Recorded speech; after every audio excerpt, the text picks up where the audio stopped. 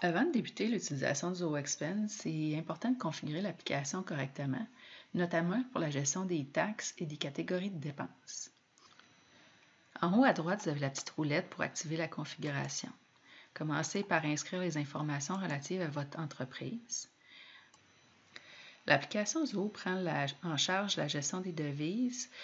Vous avez un certain nombre de devises que vous pouvez rajouter en fonction de vos besoins. On verra plus spécifiquement dans d'autres capsules. Vous avez le reste des informations plus standards et par la suite, vous devez inviter les utilisateurs. Donc, vous pouvez être seul ou avoir un certain groupe d'utilisateurs ou vous devez leur attribuer des rôles. Donc, administrateur, accès à tout. Approbateur, donc, qui vont approuver certains comptes de dépenses en plus d'en soumettre. Et les employés, en fait, le submitter, qui sont ceux qui vont produire les rapports de dépenses seulement. Dans la section de dépenses, je ne passerai pas au travers de toutes les options, mais il y en a plusieurs. Vous pouvez automatiser la conversion des dépenses en devises étrangères, donc ça va se faire via l'application qui va fournir les taux de change en temps réel en fonction des dates.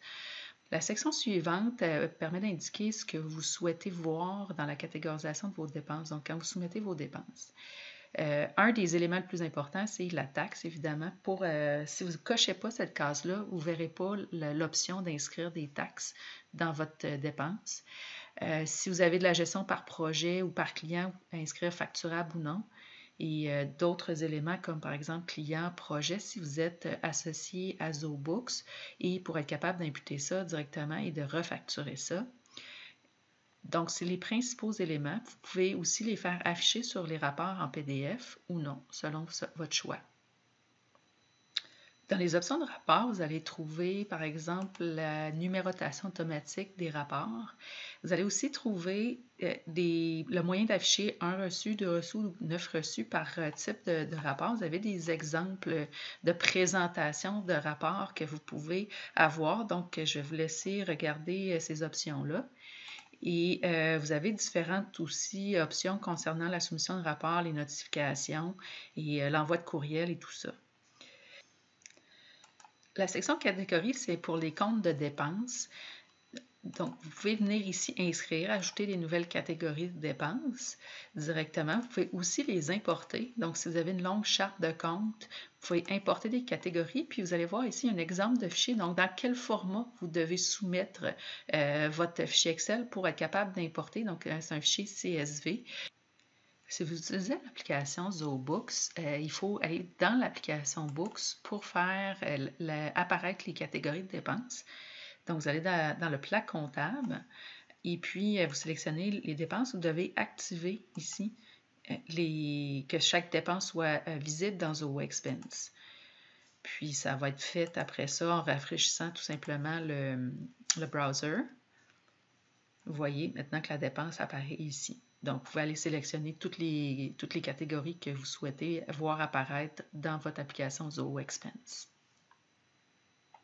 Suite aux catégories, on continue la liste des paramètres. Donc, payer par, c'est par quel type de mode de paiement vous allez rembourser vos comptes de dépenses.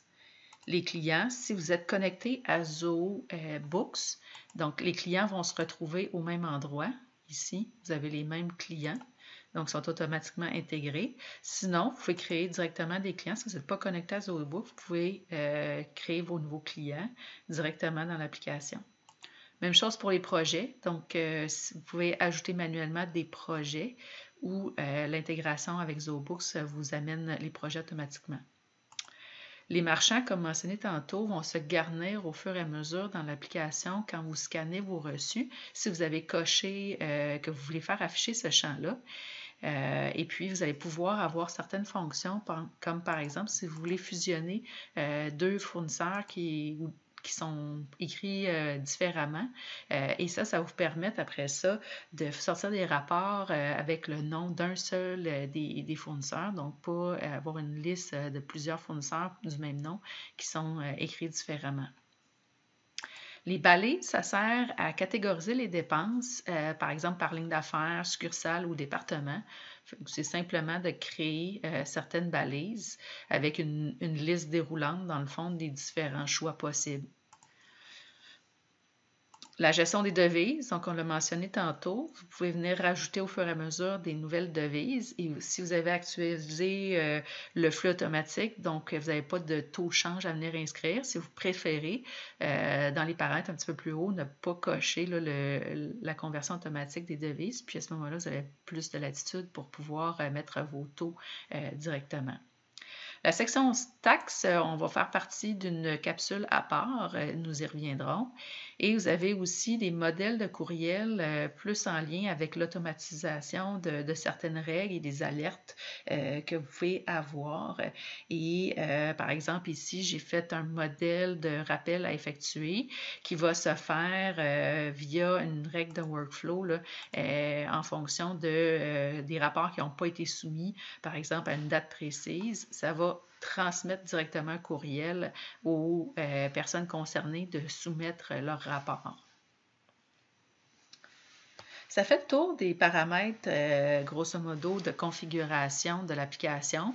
Si vous avez des questions plus précises sur des cas particuliers, n'hésitez pas à communiquer avec nous, ça nous fera plaisir de vous aider.